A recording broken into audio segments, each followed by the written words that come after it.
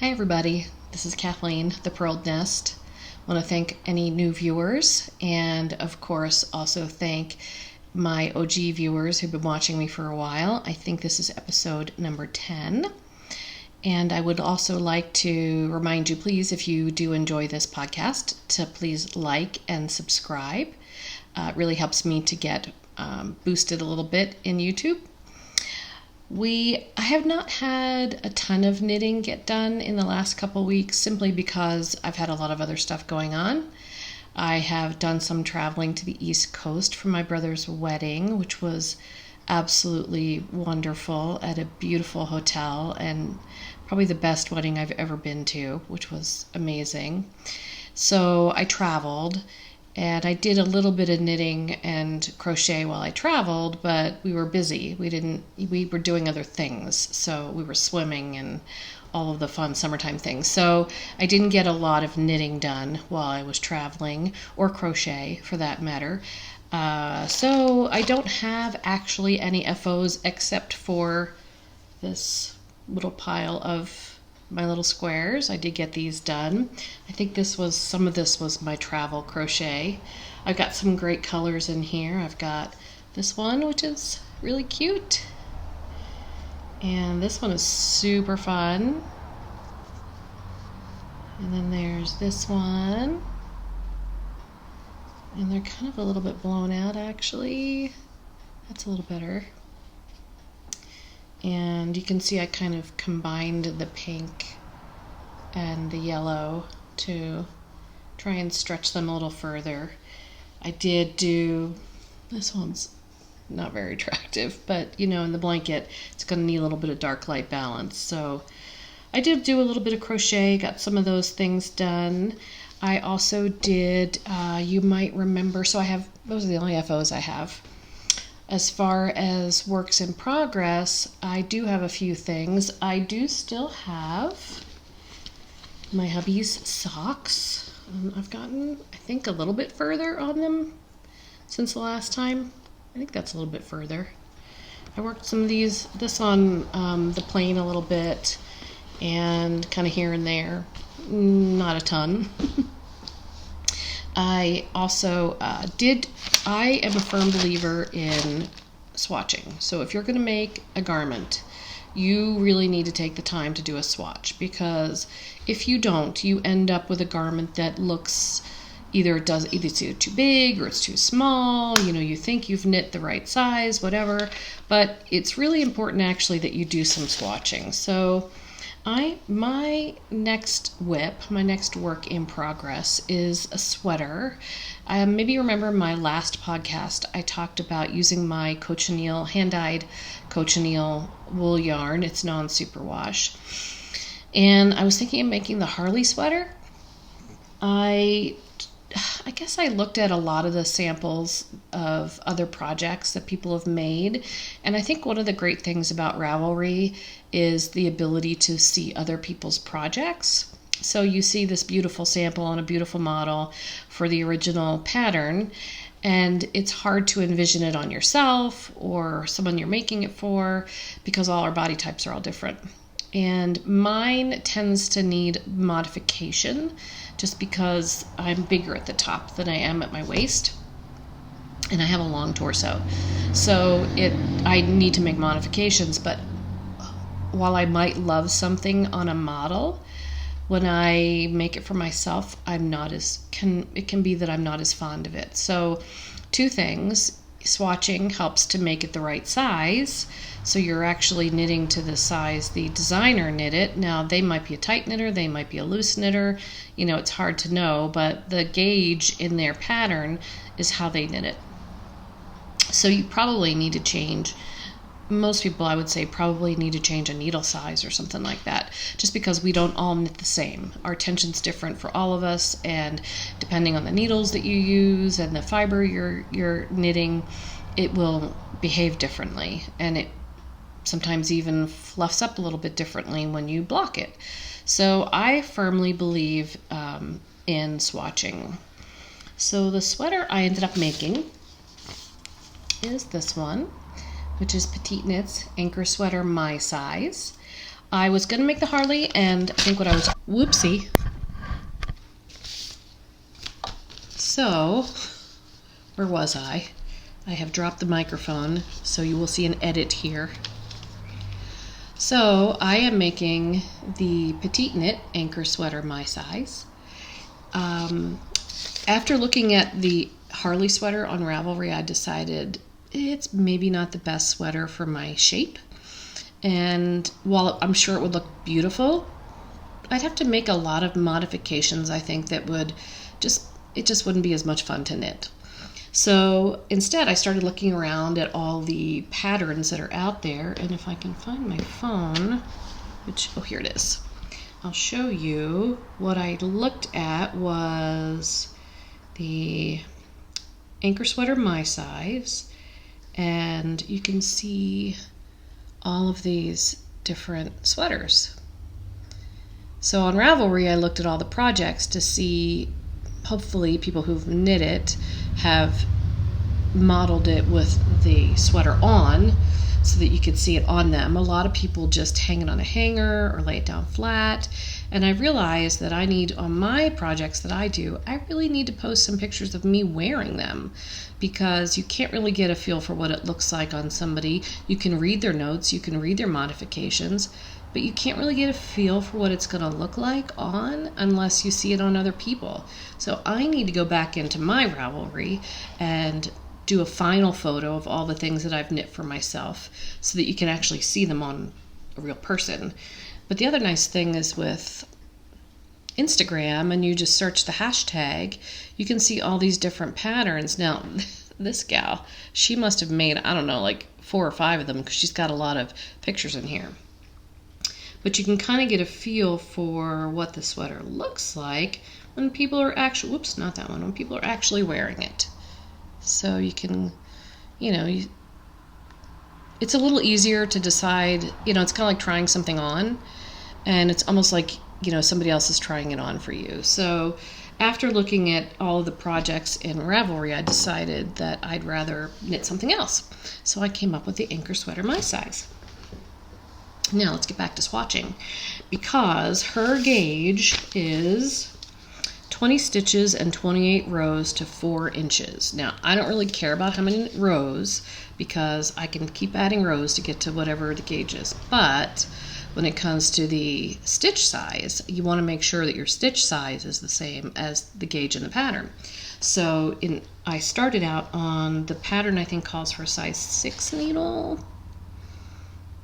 Yeah, US 6 and US 4.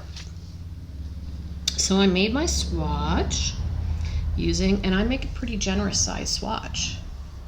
It's actually looking a little bit pink in here. It's a little bit cooler of a color than it's looking in here.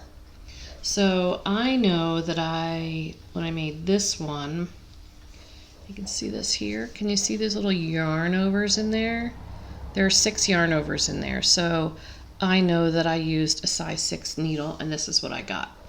And then you have to wash it and block it. You can't just knit up a swatch and then say, oh, this is my gauge. You have to wash and block it, because you're going to wash and block that sweater. So you want to make sure the end product also fits properly. So this was the 6, and after I did this, I decided my stitches were too small, which means that my number, I had too many stitches for 4 inches, which meant that my gauge was a little too small, a little too tight. So I moved up to a size 7 needle and made this swatch and got a gauge. Now and again, you wash and block them so that you make sure that you have the right gauge on the finished product. It'll also give you an idea of how the sweater's going to feel too when it's done. But the other thing I love about swatches is, so when you're playing yarn chicken and you're not sure you're going to have enough yarn in the end, I now have like extra yarn right here. So it kind of does double duty. If I get to the point, now I know with this yarn, it's my hand-dyed cochineal, and I have a ton of it. So I know I have plenty. But say this was a yarn I purchased in a yarn store, and I bought just enough for the sweater, or just enough for the sweater and the swatches. You have to make sure you buy enough yarn so that you might need to make several swatches before you get to the size, the gauge that you need. Some people will knit their swatch and then rip it out and then put it back in with their regular yarn. Me, I keep it, and it tells me a couple things. It tells me, you know, with this needle size, this is how this yarn, specific yarn, is going to knit up. And it's now my kind of backup in case I'm playing yarn chicken. So swatching is really important for that reason. So my work in progress is this. So this is the Anchor sweater, my size. Let's see if you see. I also don't in the projects online, a lot of them had really wide necks, and they like way open on people's shoulders like that. And I don't like my sweaters. If I'm gonna make a sweater, especially if it's a long sleeve sweater for the winter, I like the neck a little bit closer. I don't like turtlenecks, but I like the neck a little closer. So I don't think it calls for it, but up here in the first section of ribbing, I used the size 5 needle. So I'm using a 7 and a 5 instead of a 6 and a 4. So I used the size 4 needle for this, and then went back into the 7, or the size 5 for this, and then back into the 7 for the rest of these. These are just ribbing. This is literally just ribbing, 5 different sections of ribbing.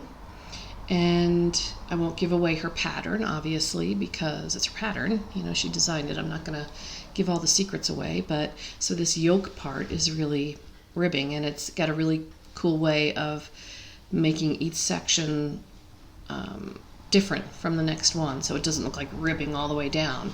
It's pretty cool. Actually, I really enjoyed this. It's very enjoyable. I'm not usually a huge fan of knitting a lot of ribbing, but this actually went really fast and was very easy to knit up. And so now I've split for the sleeves. I did that yesterday morning. I split for the sleeves, and they're just on some waste yarn. Just choose a bright color so it's easy to see. And now I'm down on the body, and I can't stretch it out enough so it will fit.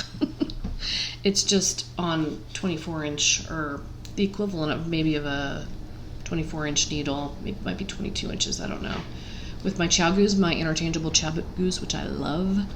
So I could get some more waste yarn and put the whole thing on some waste yarn to try it on, but I tried this part on when I made it, and it fit. So when I get a little further down, I probably will put it on waste yarn, but here's the thing. This here is 356 stitches. Actually, it's when you get to the, because it has raglans. It has a few rows of raglan knitting right here to help with the shoulder shaping. And so once I got to the end of the raglan knitting, it was like 350 some stitches. So the idea of putting all that on waste yarn and then having to pick it all up again, no bueno. As it was, I had at some point I had done, I made a mistake in my raglan, and I was getting too quickly to the number of stitches I needed to be before I split for the sleeves. So I had to unknit. I tanked. I didn't have a lifeline in, which I probably should have. Didn't have a lifeline in, so I actually sat there and tanked back like 7 rows. I took it back to the very first raglan increase, so it was like 7 or 8 rows. More than that, probably 12 or 13 rows. I don't know. It was a lot of tinking. It was like a whole evening of tinking. Maybe even, actually it might have been 2 evenings of tinking. So, but I'm a perfectionist, and there are some things I can live with, and there are some things that I'm like, nope. Because A, I know it's gonna make it fit weird, and B, I'm gonna know it's there. Some small things, like some of the things you can't see, maybe you can see them, I don't know. This is the front. Because I'm using the cochineal yarn that I hand dyed, I'm doing the helical knitting. So you knit around, and then you, right 3 stitches before you get to the end of where you started, then you slip those stitches and then start with the second ball. almost like stripe knitting. So what it does is it makes it so that I won't have pooling of colors. You can kind of see a little bit of the striping effect that it creates. You can see a little more clearly in here, and you can kind of see it in the way those little speckles are going from my dyeing, from my inconsistent dyeing. But it's pretty cool, actually. I really kind of like the effect that it's creating, but you can see a little bit of the striping of the two different colors. And as I change balls of yarn, that'll change, but the overall effect won't be any pooling. It might have a little bit of a striping effect, but it won't be pooling. So I won't get weird like shifts of color in the sweater. It'll be a lot more even, not more balanced and a lot more even. So I'm really enjoying it. I really like the color. Like I said, it's a little cooler than it's looking on here.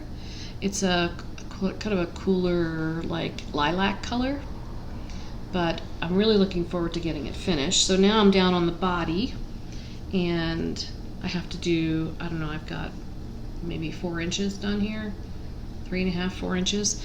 I've got to do 24 inches, so I've got quite a ways to go, but it's just stockinette, so it's just to be really quick knitting, and it's on size 7 needles, so it's even faster. So that is my work in progress using my own yarn. And let's see, what other whips do I have? I think that's it for my whips. So as far as any other projects that I have notes here. As far as any other projects that I have kind of in my brain that I want to work on, I do have to knit up a sample of some mittens, because on October 30th at my sister knits in Fort Collins, Colorado, which is a Saturday, I will be teaching a 2 at a time mitten knitting class, and it's a bulky pattern, so you learn the technique and you should know how to already make mittens or socks or whatever. You should already know how to knit pretty well. And so I'll have to make some samples up. So that'll be my next project that I'll probably cast on. And I'll make more of my squares.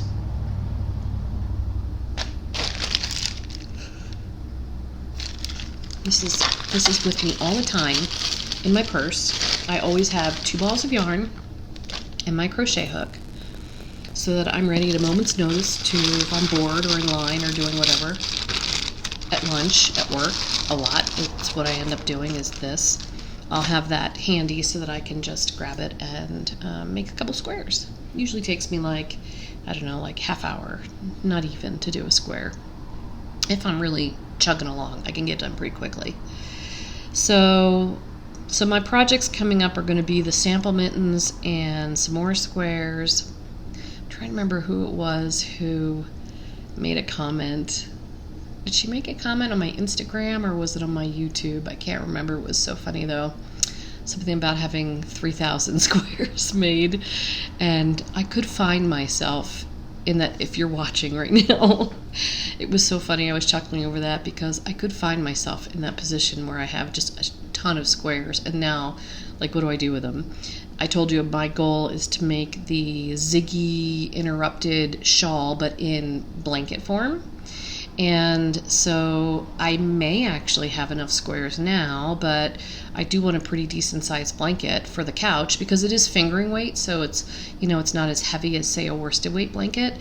So you might have to double the blanket up or whatever on a really cold night. So I want to make sure that it's big enough that it, you could snuggle underneath it. Maybe 2 people could snuggle underneath it on the couch.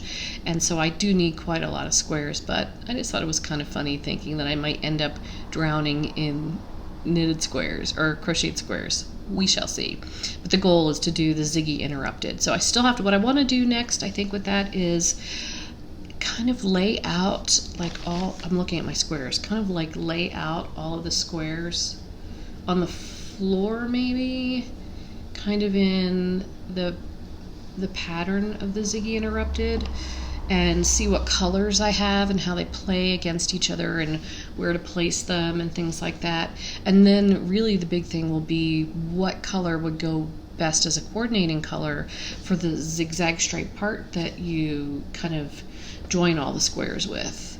If you look at the Ziggy Interrupted pattern on Ravelry, you'll see that it's these squares that I think you actually crochet them as you go along. I'm kind of doing this a little differently. I'll crochet them and then sew them together, but I have to find a coordinating yarn to do the zigzags that will kind of break up the pattern a little bit, so it won't be just all square, square, square, square, square, square, square, square.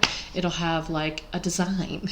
It'll have like a little style, and it'll have this coordinating color. So I have to figure out, I'm thinking maybe some kind of gray maybe as the color to go along with all of them. I don't know. I'm gonna have to lay them out and kind of get a feel for it. And probably what I'll do when I lay them all out is I'll take a picture and put it on my Instagram. You can find me on Instagram. I am not on Facebook, but I am on Instagram as the Purled Nest. And so you can look for me there, and as soon as I lay these all out and take a picture, I guarantee you I will be putting it on Instagram. So I'm not sure when I'll do that. I'll probably wait till I have a few more squares done. Maybe sometime in the fall. I'll lay them all out and on the floor and take a photo and just kind of, I'm even going to use the photo actually when I have to go to the yarn shop to get the coordinating yarn. I'll use the photo to be my memory refresher as to what color is going to look best with that. So those are the projects I have coming up. Other than that, probably another sweater.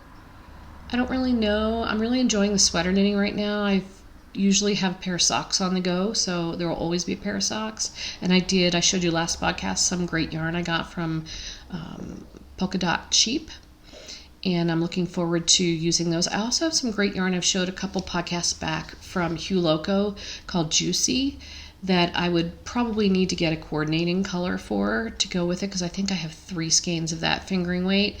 I could maybe do, something out of 3 skeins, but I think I'd be pushing it. So I need a coordinating color for that. And I also have 2 skeins of Honey Crisp from Yarn Cafe Creations that I also want to make up into something also fingering weight. I think I have 3 skeins of that. And maybe I have 4. I might have 4 of Juicy from Helical and 3, I think, of the Honey Crisp from Yarn Cafe Creations. But I really like both of those yarns, and I do want to make them into something. I feel like each of them, they don't go together, but I feel like each of them deserves to be a garment. And I'm not a shawl wearer. I love seeing a lot of shawls out there, but I don't wear them just because I don't like a lot of bulky fabric up here. It just is not comfortable for me. So I tend to not wear shawls, although I do love them and love seeing them on other people, but they just don't look that good on me. So I feel like a sweater, but not a cardigan, because they're hand-dyed, indie-dyed yarn, so there's going to be speckles and pools of color and whatever, and I just don't really see a cardigan out of it, but I'm not really sure yet what I'm going to make. Maybe a striped sweater. Certainly for the Juicy, I think that would probably be good. Maybe another breathing space. I might make another breathing space sweater using the Juicy. I don't know. So I don't really have an idea yet. I'm kind of looking for inspiration in the podcasts that I'm watching and in Instagram to kind of get an idea as to something else I might want to make. So if you have any ideas, maybe drop some comments below of some things you've seen recently that you've just loved and were like, I need to make this and everybody needs to make this and nobody knows about it. Then you need to clue us all into it. Or if you're designing something and you want to share with the world what you're making, we would love to see that post in the comments below so we can follow you on Instagram and Ravelry and check out your patterns. So some of the, I remember I mentioned that I was traveling, but there's been a lot of things going on, honestly, here at home between the traveling and I've been starting to play golf again. I took some lessons a long time ago and never really did anything with it, but I've really wanted to kind of get back into that again. I'm probably 10 years from retirement and I wanted to be ready for retirement, so when I have that free time, I'm maybe not a brand new golfer, so that I'm, I guess just to have a little more comfort with the game. So I've really gotten into it, and if I think of it, I will put a picture in here of my new cart that my hubby got me that I love, and I've played, I think 3 or 4 rounds of 9 holes of golf.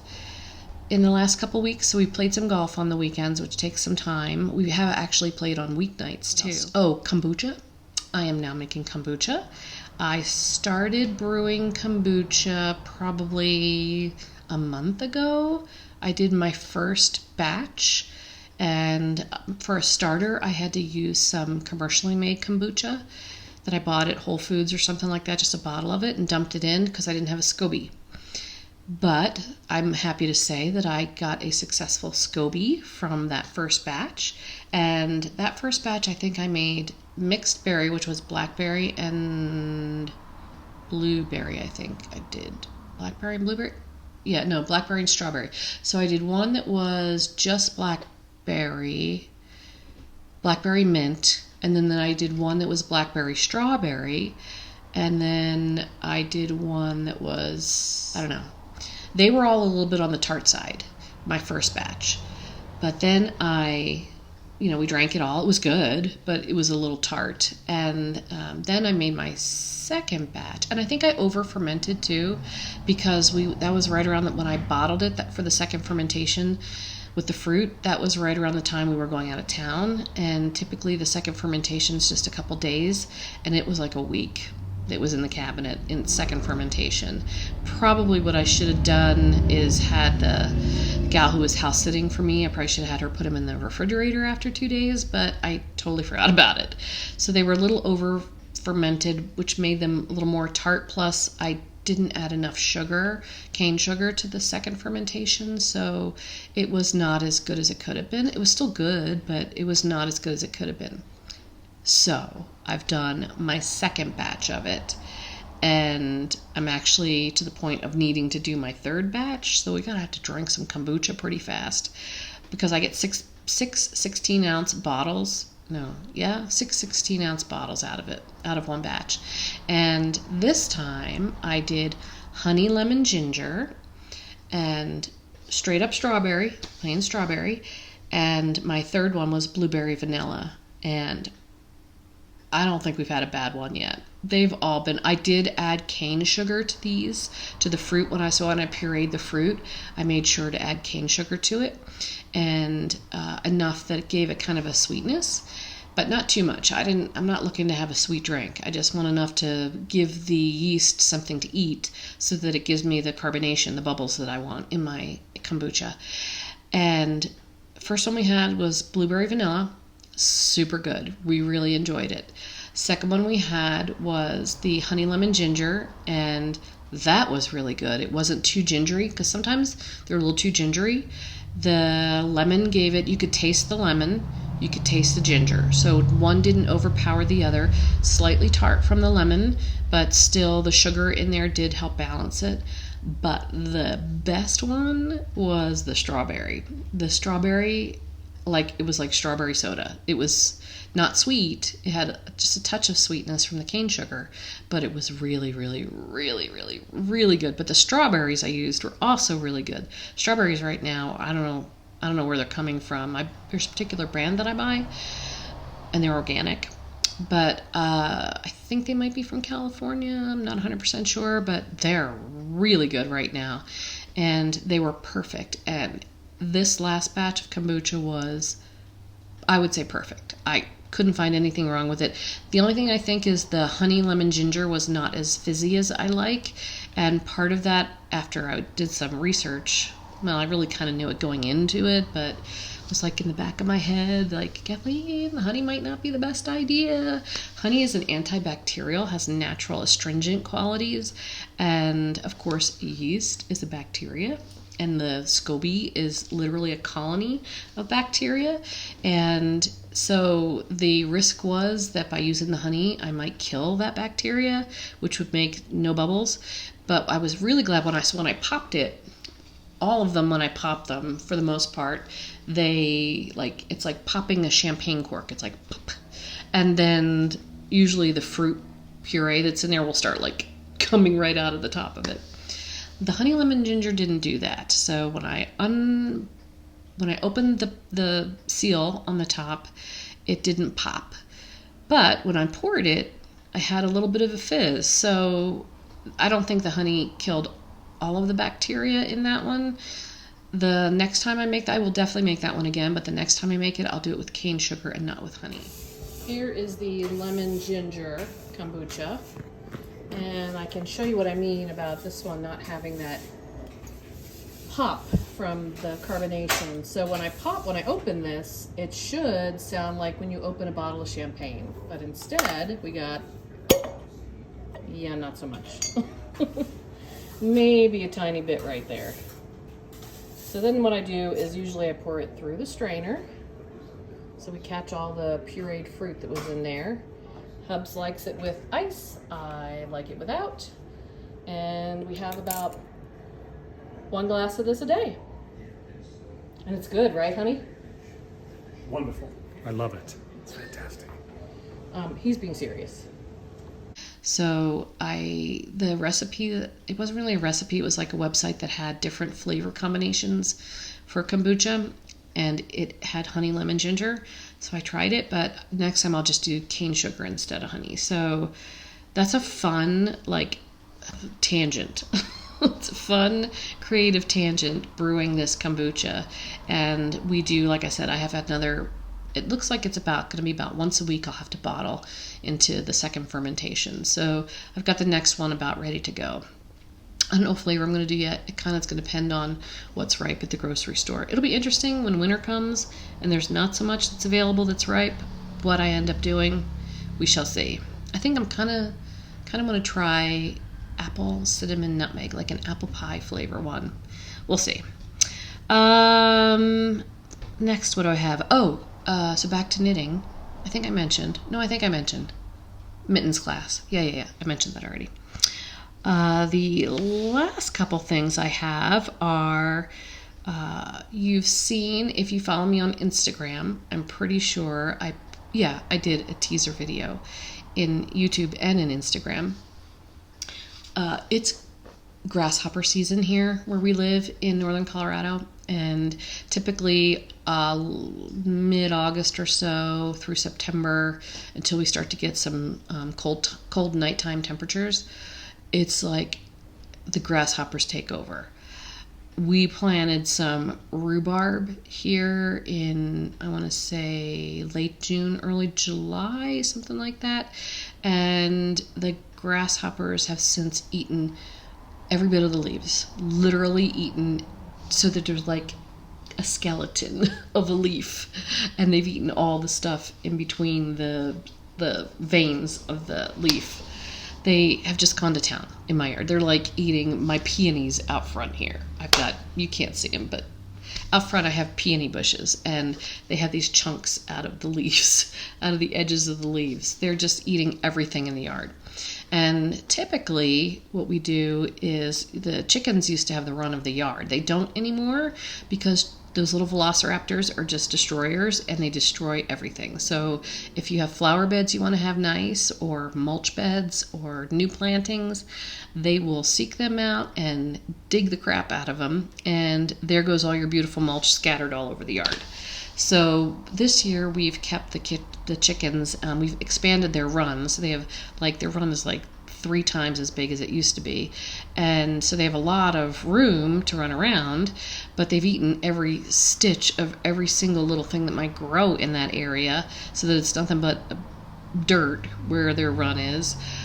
But it also means that I don't have my grasshopper killers, because every other year the chickens have had the run of the yard, and I'm always like, why is everybody complaining about grasshoppers? I don't have bad grasshoppers. There's no problems.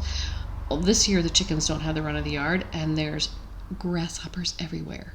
So what I decided to do is maybe a couple evenings a week to let the chickens out, and like from, I don't know, maybe like an hour or so before sunset, before they go into roost, let them out and let them just feast on the grasshoppers that are in the yard. And I don't know, I don't think I'm going to make a dent in it that way, but the best way would just be let the chickens have the run of the yard all the time. But like I said, I like my flower beds. I like the mulch where it is.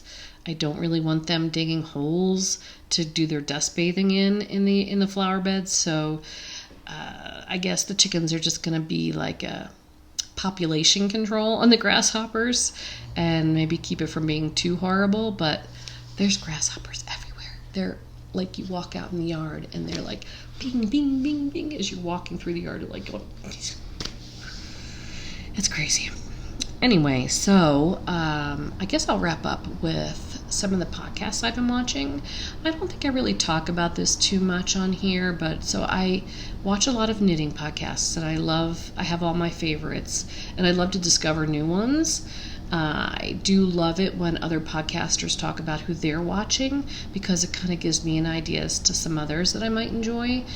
And The Gentle Knitter is one of my favorites, and I know that the ones she watched are also going to be probably pretty calm podcasts, so I really listen when she recommends some new ones. But I just love it when any of the podcasters I watch mention somebody else, so I want to do the same. So some of the knitting podcasts I really get into, I don't think I've talked about this one in a while. One of them is A Wooden Nest, or The Wooden Nest. I think it is A Wooden Nest. She used to be more knitting. She's a little less knitting now than she used to be, but she's also a homesteader, which I love, and they are homesteading in the Portland, Oregon area, and I'm really enjoying watching their farm take shape. They have goats and cows and chickens. I can't remember if they have sheep or not. I don't think they have sheep. But I've enjoyed watching the progress on their farm taking shape, and she does do some of her knitting sometimes. And she has also talked about her kombucha at times too, so it's kind of fun to see that. So I do enjoy that one. I love Little Drops of Wonderful. I think Allie is just so much fun to watch. She's just got such a great personality. She's always so happy, and she's got great fun projects she's working on, and I just love her energy. I also love to watch, Chevy Rell. I know I mentioned her last time. She's way fun to watch. And A Yarn Tale is a new one I've started watching. I think she's a little more regular in her filming than I am. I started this podcast over a year ago, and I'm just now at episode 10 or 11 or whatever it is. But sometimes there's just so much going on that there's no time to podcast. But she's doing it fairly regularly. I think she's doing it every 2 weeks, something like that. So she's already to episode 10 or 11 herself. But she's great fun to watch. She's in the Chicago area, and she's, I don't know, I think she's a few years into her knitting as well. I've been knitting for 23 years now, something like that. So I've been knitting for a long time. But some of these podcasts that I'm watching, they're newer knitters, knitting maybe the last 5 or 6 years. So it's kind of fun to watch because I think there's a little more enthusiasm for the art there. And I also love Needles at the Ready. Come on, you guys, Needles at the Ready. They do theirs every fortnight, and I love that. So every 2 weeks, they've got another episode they're dropping. Of course, there's also the Grocery Girls. I love Happy Knits. She is fantastic to watch. There's a lot of really good ones out there.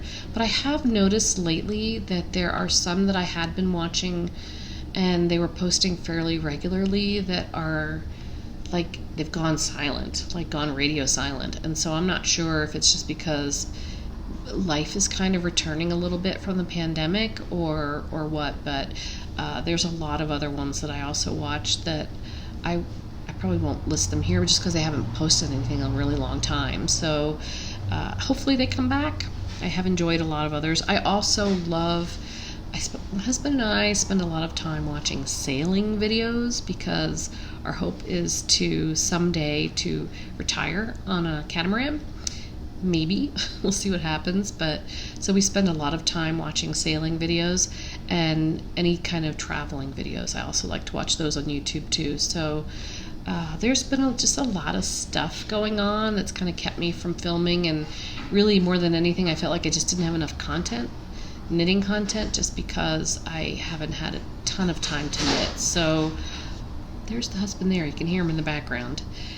So that said, life has to resume in the house, and everybody can't stay silent the whole time mom's here or wife is here filming a video. So I will say goodbye for now, and if I have any other little snippets from around the house with the hens or whatever, I will put them in here. See you guys. It's almost coop cleaning season. Twice a year, give it a deep clean, but just scooped all the poop, or most of it anyway.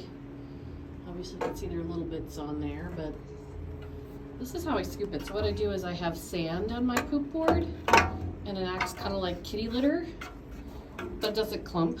And so I have my, this is a dog, like a dog poop scooper from, you know, like Petco or something like that. I use this, and I use it to filter the poop out. There's a bucket of poop. But that's what I do. I just go through that. I just take it through the sand, and the poop that's big enough will stay on the scooper. And any that's too small, probably too small to worry about. I probably wouldn't be able to get it up anyway. But this technique has worked really, really well. It's made this coop so much cleaner. When it's autumn, I will be scrubbing the roosts again, and I'll take the poop board out. I will scrub it down and dry it out, and then right now it doesn't have a layer of vinyl flooring under it, but I'm going to put, when I take all the sand out and dump that into our compost bin, I'm going to put some vinyl flooring down on the base under the sand, and then put the sand on top of it, and that'll help the wood that's underneath. This is just, it's just plywood underneath. I don't know if you can really see it. It's just plywood underneath here. Some layer, pretty thick layer of sand on here. And but this is very hygienic. It keeps it so much cleaner. It smells so much better in here. I come in here a couple times a week and scoop out the poop so that we don't get flies and things like that. And then same thing for the floor, where I can see this is just pine bedding. This is these are pellets made from beetle kill pine trees. And it's also, when it's fresh, it smells really good, but the rest of the time it like has no smell. So like you don't smell anything in here. There's 13 hens in here, and you don't smell any of the poop smell or anything like that, especially after I've just scooped it. So it's almost time to do the coop cleaning. I do that in the spring and the fall, and it's a big job, so we only do it twice a year. But yeah, so this is Helen right here. Say hi, Helen. Say hi. Bok, bok, bok. Bok, bok, bok. Bok, bok, bok. She squats. She's a squatter. They're all squatty.